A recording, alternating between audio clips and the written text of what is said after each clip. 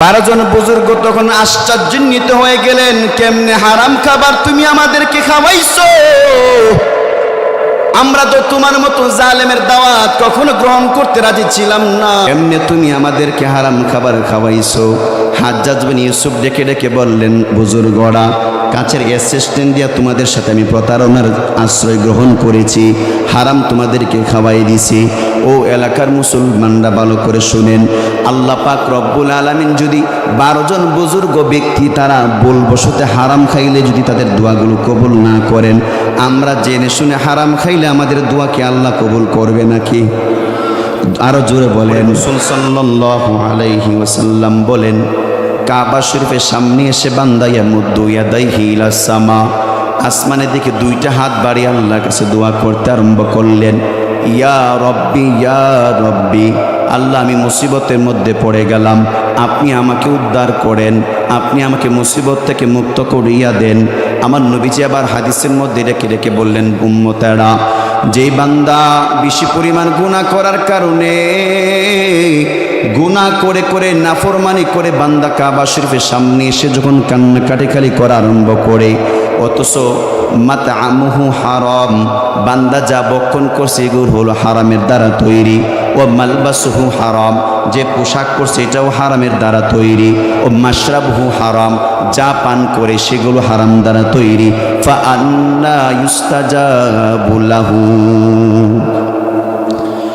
নবী বললেন, হারাম দ্বারা যে বান্দা শুধু খাবার খাইছে, হারাম যে বান্দা গ্রহণ করছে, হারাম দ্বারা যে বান্দা তার পোশাকাদি বানাইছে, ওই বান্দা কাবা শরীফের সামনে যাইয়া আল্লাহর কাছে ডেকে ডেকে বললেন, আল্লাহ আমি মুসিবতের মধ্যে পড়ে গেলাম, আপনি আমাকে উদ্ধার করে দেন, মুক্তির ফাইসালা করিয়া দেন।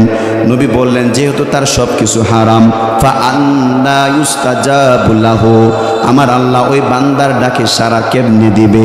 যেহেতু তার পোশাকও হারাম, তার খাবারও সম্পূর্ণ হারাম, তার পানীয়গুলো সম্পূর্ণ হারাম, হারাম খোরের দোয়া আমার আল্লাহ তাআলা কখনোই কবুল করে না। কথা বলেন ঠিক কি না?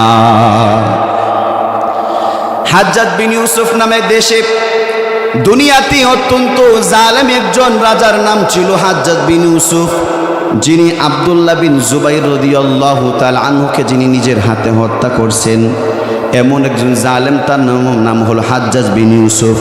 হাজ্জাজ বিন ইউসুফ তিনি শুনতে পাইলেন তার যুগের মধ্যে 12 জন বড় বড় আল্লাহওয়ালা ব্যক্তি আছেন, তারা যে সময় আল্লাহর কাছে দোয়া করে আল্লাহ তাদের দোয়াগুলো কবুল করে নেন।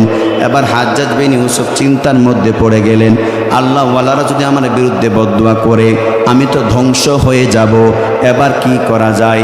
কাছের একজন ওজির ডাক দিয়ে বলেন, বাদশাহ, চিন্তা করার কারণে আমার কাছে আপনার এক ধরনের পয়েন্ট আমি আপনাকে বলে দিতে পারি, যে 12 জন বুজুর্গ দোয়া করলে আমার আল্লাহ দোয়াগুলো সাথে সাথে কবুল করে নেন। 12 জন বুজুর্গকে আপনি আপনার বাড়িতে আপ্যায়ন করেন। হাজ্জাজ বিন ইউসুফ বললেন, আমার নাম শুনলে তো বুজুর্গরা আমার দাওয়াতে আসবে না, যেহেতু আমি এই এলাকার সবচেয়ে বড় স্বৈরাচারী রাজা, আমার আপ্যায়নে আমার দাওয়াতে বুজুর্গরা কখনো আমার রাজপ্রাসাদের ভিতরে প্রবেশ করবে না। সুতরাং তোমরা একজন নিজের বাড়িতে দাওয়াত করো 12 জন বুজুর্গকে। 12 জন বুজুর্গকে দাওয়াত করলো।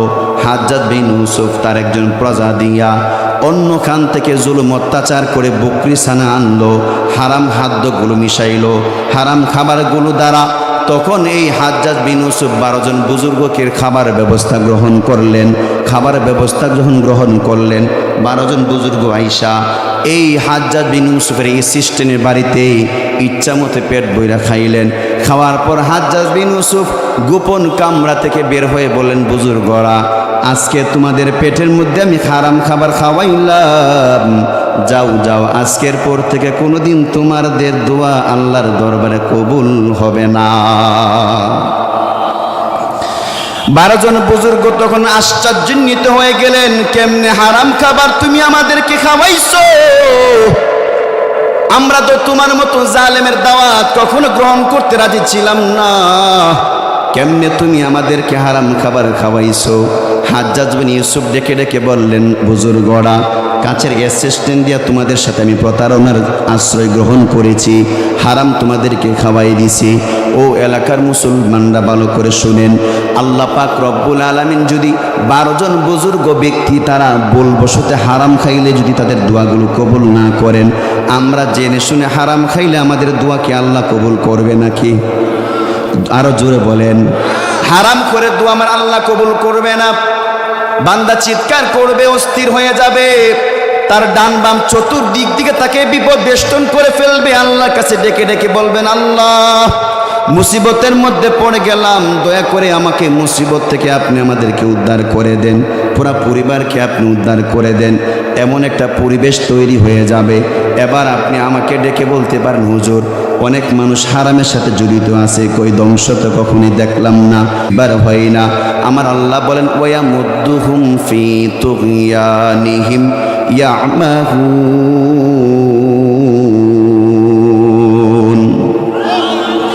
আল্লাহ ডেকে ডেকে বললেন, এই হারামখোরের দল, হারামের সাথে যে বান্দা জড়িত, তোমার অবস্থা কেমন হবে একবার ভালো করে শুনো। হারামের সাথে তুমি জড়িত, তোমাকে আমি আল্লাহ ডিল দিয়ে রাখলাম নির্ধারিত একটা সময় পর্যন্ত। নির্ধারিত সময় যখন তোমার অতিবাহিত হয়ে যাবে, তোমাকে এমনভাবে গ্রাস করা হবে, ইন্না বাতুশা রাব্বিকা লাশাদীদ। আমি আল্লাহর ধরা বড় বড় কঠিন ধরা। আমি আল্লাহ তোমাদেরকে ধরলে বান্দা, আমি আল্লাহর ধরা থেকে কোনোদিন তোমরা ছুটতে পারবা না।